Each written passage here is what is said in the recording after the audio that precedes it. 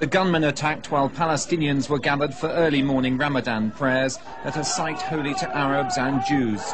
As casualties arrived at hospitals around Hebron, people gathered outside, becoming increasingly angry as the scale of the bloodshed became apparent. There is blood all over outside the mosque. We walked into the mosque itself, and the scene is really a horrific scene.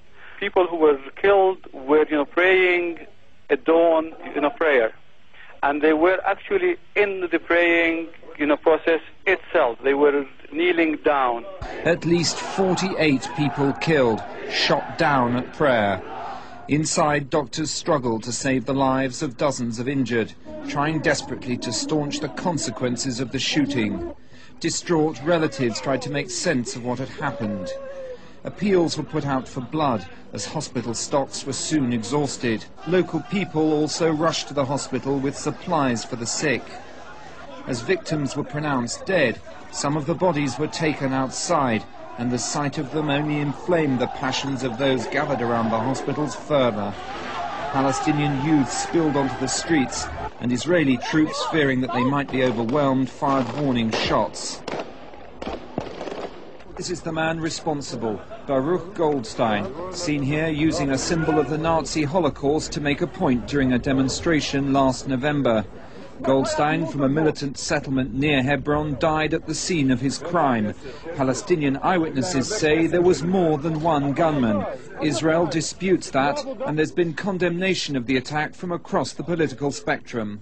This deranged action of the lunatic individual will not prevent the reconciliation between the citizens of the State of Israel and the Palestinian people. It's a despicable, abominable crime. It's a horrible, horrible crime that has to be condemned with any words of condemnation that a civilized human being can summon. In Gaza, there were running battles all day between Israeli troops and Palestinian youths who blamed the very existence of Jewish settlements for today's events.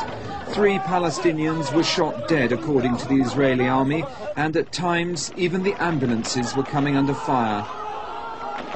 Many Palestinian leaders are concerned that the peace process will be overtaken by violence. What is beyond doubt is the fact that there will be an escalation in the spiral of violence. I think this will signal a new phase in which people who are against the peace process, people who feel that this is such an outrage that it has to be avenged, will go out and try to take revenge. People who individually, as a result of their pain and anger, will seek to express it in violent ways, and as a result of despair, people will commit desperate acts.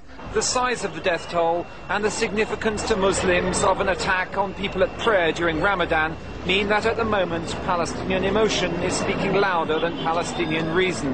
But if the peace process is to survive, both sides will have to curb their extremists, and quickly.